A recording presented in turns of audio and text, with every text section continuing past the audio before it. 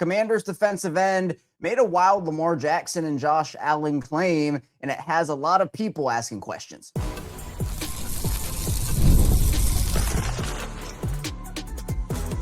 You are Locked On Ravens, your daily Baltimore Ravens podcast. Part of the Locked On Podcast Network, your team every day. You are Locked On Ravens. Welcome into the show. I'm your host, Kevin Oestreicher of Ravens Wire, here with you on the Locked On Podcast Network, your team every day, and now the #1 sports podcast network. On today's show, another Ravens player clapped back at the Lamar Jackson hate. We'll talk about that in the second part of the show, but in the first part of the show, we'll talk about what that player was actually clapping back against and the take that Commanders defensive end Charles Omenihu made about Josh Allen and Lamar Jackson. And it is circulating right now and has a lot of people kind of wondering what is going on here. Why is this the take that's being put out at this point? So Charles Omenihu, who signed with the Commanders this offseason, he was with the Chiefs for a couple of years, obviously in Houston as well. He went on Speakeasy with LaShawn McCoy, Manu Acho. That's that show that they do. And they were talking just about, football and everything that was, I guess, going on in the league. And I guess the conversation got to Lamar Jackson, Josh Allen, et cetera, et cetera. And Charles Omenihu said, quote, "I don't think the league has truly figured Josh Allen out. With Lamar, honestly, you bring a 5-man rush on him and collapse that pocket. He's drifting backwards, and unfortunately, he might make a play that isn't going to be the best play for the Ravens. With Josh, he's going to drift backwards, run around, and one, he's so hard to tackle. He's a large human being, hard to get down, and he can make every throw from no matter where he's at. His arm strength is unbelievable. I don't think Lamar has that big amount of arm strength. I think you figured out Lamar. You come after him, bro. You close all the lanes. You 5-man rush him, and you cover his guys, and I think you get it done. It's been shown." Man, this is just crazy hating, in my opinion. Like genuinely. This is the problem with the discourse surrounding elite quarterbacks and the discourse surrounding particularly Lamar Jackson, where he is put up against his peers all the time. Or why can't we just appreciate the greatness of both guys and say, you know what, the league probably hasn't figured out either of them because Lamar's a 2-time MVP. Josh has won an MVP himself. Where's the respect for both guys here? I'm totally comfortable coming on here and say the league has not figured out Lamar Jackson and the league has not figured out Josh Allen. Does that mean they're both perfect players? No. But to say, because some of the stuff that he was talking about with Josh Allen, Lamar Jackson does all that stuff too. And I don't know what the deal is. I have no idea what it is, if we're being honest here. But at the end of the day, when he's saying like, okay, Lamar's going to drift backwards and he's going to make a play that's not going to be the best play for the Ravens, then Josh is going to drift backwards and, he's a large human being and all this. Josh Allen has had more turnover problems over the course of his career than Lamar Jackson has, right? So I don't understand that part of it, where we've seen Lamar drift backwards plenty of times and either escape pressure or even just throw the ball up and it gets to somewhere. He's able to escape pressure and all this different stuff. That's one of Lamar's best qualities. And we've heard so many people talk about it. We've all seen it with our own eyes, right? Both Lamar and Josh Allen are so good off script. And yeah, does that mean that every single play is going to result in a positive play for their teams? No. But why are you singling that out about Lamar, who has had less turnover problems over the course of his career than Josh Allen? And again, it's not me hating on Josh Allen. Again, I think Josh is an incredible player. I think Lamar is an incredible player. But it's the standard that these guys are held to. Like with Lamar, there are things that he gets criticized for that Josh Allen does not, or Joe Burrow does not, or other quarterbacks. It's not just the Josh Allen thing, obviously, but like that those other elite quarterbacks don't, that maybe they do worse than Lamar Jackson, but somehow Lamar Jackson catches the flack for it. Lamar also does have incredible arm strength, by the way. He's consistently in the top 5 and sometimes leading the league in adjusted yards gained per pass attempt, adjusted net yards per pass attempt, yards per attempt in general. I mean, he pushes the ball down the field pretty consistently. And while, the deep ball accuracy has been up and down over the course of his career, he has had incredible deep ball passing seasons. And again, he's not perfect, but to me, it kind of sounds like Charles Omenihu was like discounting the strength that Lamar Jackson has, or have we not seen Lamar throw 50, 60, 70-yard touchdowns? I mean, Josh has incredible arm strength too, but again, it's like cherry picking these things where he's just going to say this about Josh, but not about Lamar. And I think that this also comes from a place of the year that Lamar and the Ravens had last season, where Lamar wasn't able to be at the peak of his powers for multiple different reasons, right? He was injured. The offensive line wasn't good. And so, yeah, if you rush guys and the offensive line can't block, Lamar can't be Superman on every single play. And that essentially was what the Ravens were asking of him last season, where honestly beyond last season, but that's a different conversation for a different day. But again, Josh Allen consistently, like his offensive lines have been generally pretty good. And for Lamar, he's had his fair share of good offensive lines too, but last year he did not. And we've seen seasons where Lamar Jackson has not had good offensive lines. And so you give Lamar Jackson Josh Allen's offensive line or an improved offensive line and watch him sit back there and slice and dice you. And then if a guy gets into the backfield, he can escape that pressure and make something happen, right? It's confusing to me, where I don't think Lamar's been figured out. You know who the league has figured out? CJ Stroud, Kyler Murray, some of those quarterbacks, right? It's not Josh Allen. They haven't figured out Josh. They haven't figured out Lamar. They wouldn't be dominating the league like they have. And by the way, before Lamar got injured last season, he was dominating the league again and was in the firm lead, or at least in the lead conversation-wise, at least in the conversation, right? For an MVP again to win his third MVP. So I don't really know what we're doing here, if we're being honest. If I had to guess, I would probably say what I just said a minute ago, of this probably has to come from a place of the Ravens and Lamar didn't have a good season last year, and the Bills and Josh did. And that's probably the recency bias of it all. But to call a two-time MVP who was not slowed down, and again, Lamar is not slowing down, right? Again, he was injured, the offensive line, all that stuff. People, I think, are taking that and trying to spin it as, oh, look at the year the Ravens had. Look at Lamar was injured. Is he done? No. Sometimes poor years for teams can be outliers, right? We've seen that in the Lamar era as well, right? So I think that this is kind of crazy to me. I want everybody to get respect when respect is deserved, right? And I think that Lamar and Josh Allen both have done enough in this league and have, dominated for long enough where we can say that both of those guys have not been figured out. Why do we have to do this whole, Lamar hasn't, but Josh has, when, their careers are decently similar in a lot of different ways. And you're trying to discredit Lamar for things that he, like, on tape does well, in the stats does well, and Josh Allen does well too, but you're just trying to take the credit away from one guy.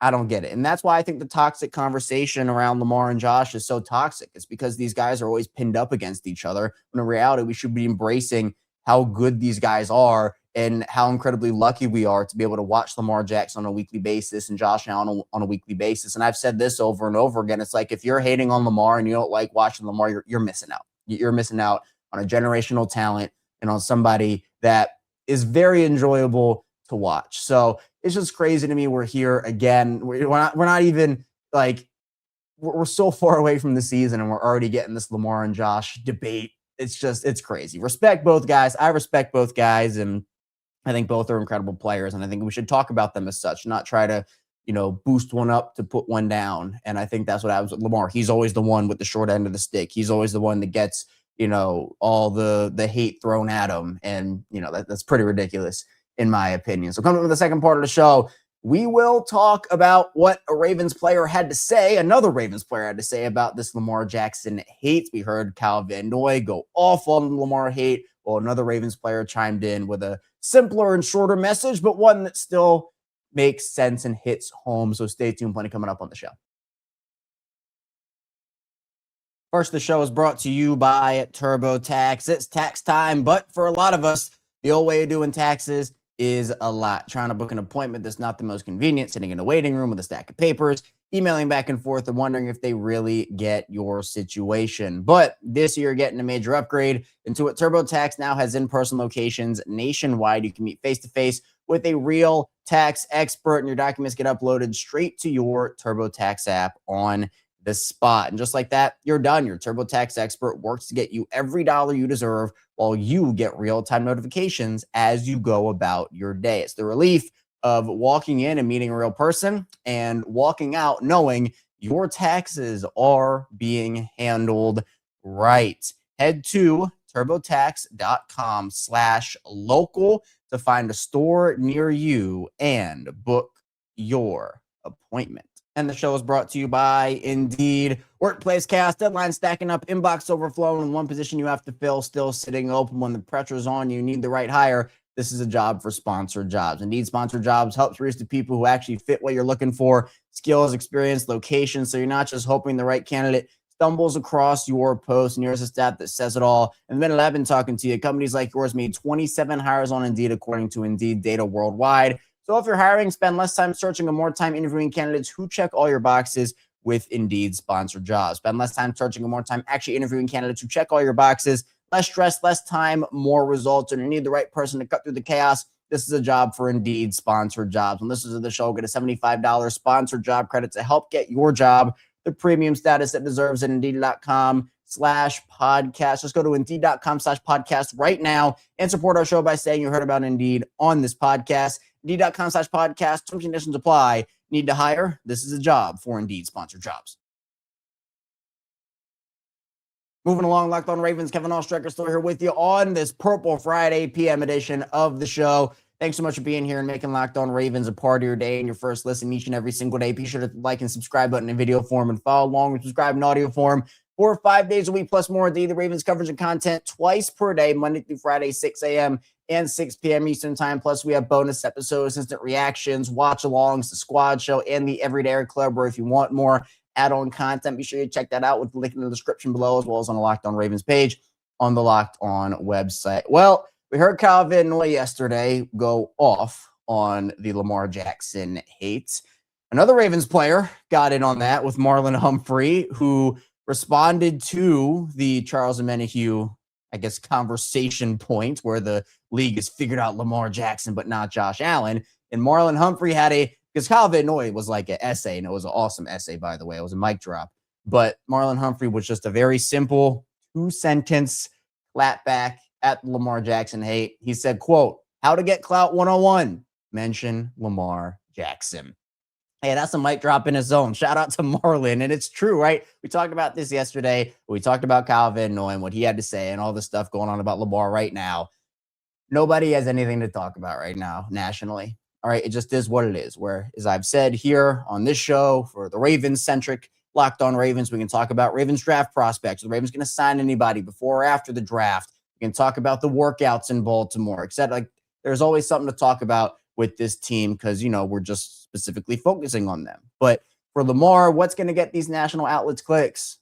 The star players of the league, especially one that continues to be scrutinized and one where it has been proven where if you talk badly about him, people are going to flock to it, and that is Lamar Jackson. So people, I think, I don't want to say make up these takes, but they try to go into something that Q says, and Qadri Ismail, who is Q, obviously. If you've been listening and watching, you know who Q is. But Qadri Ismail, who's a former Ravens receiver and Super Bowl champion, he said when we talked about the other Lamar Jackson hate that was going on this past week with him showing up to OTAs and people somehow not liking that, like Eric Mangini, Q said that the more outlandish of a take you have, the more eyes are going to go on it. And so that's what these people are doing. And it's unfortunate, but that just kind of is what it is in the national media world today in sports, it seems like. And Lamar Jackson, to me, and I've said this, Lamar Jackson and LeBron James are the two most hated athletes in the world. Like, it just is what it is, where people come up with hate for LeBron and, all this different stuff, try to discredit this, that, and the other. He's not slowing down, all this type of stuff, and people are still trying to discredit this, that, and the other. And LeBron's faced that for his entire career. Lamar is the same thing. People are trying to discredit him. He's still doing great things, amazing things, and people are just trying to, put him in these conversations. And this is the point I've made over and over again, where people try to talk about Lamar Jackson and hold him to expectations like he's the greatest quarterback of all time. And so everything and anything, one bad throw, one bad mistake, interception, whatever it may be, people are going to just flock to that and only talk about that, where his mistakes are magnified, but sometimes the successes are overlooked, right? Where as for the people who hold him to that standard, they also want to talk about him like he is not in that elite tier. They talk about him like he's a second-tier quarterback or a third-tier quarterback, and you just can't have it both ways, right? It's the hate from multiple different directions. And even if Lamar wins a Super Bowl, they're still going to try to move the goalposts. Like, I can just see it now. Even if he makes it and loses it, right? Remember how much praise Joe Burrow got for making the Super Bowl and losing it, Lamar, it wouldn't be that case. So he's someone that is generally very good at tuning out the noise. He responds sometimes, and that's his right to. I actually kind of like it when Lamar responds to it and, claps back at the hate, because again, the reason we talk about this stuff on here is because it shouldn't go unchecked, right? Defending Lamar Jackson, and he's not, again, like I've talked about, if he makes a bad throw or a bad play or something bad happens, like we'll talk about it. He's not just directly absolved of all criticism here, but he's a guy where there is too much of it on little things that should not even be storylines at times, or mistakes that other quarterbacks make that don't get talked about.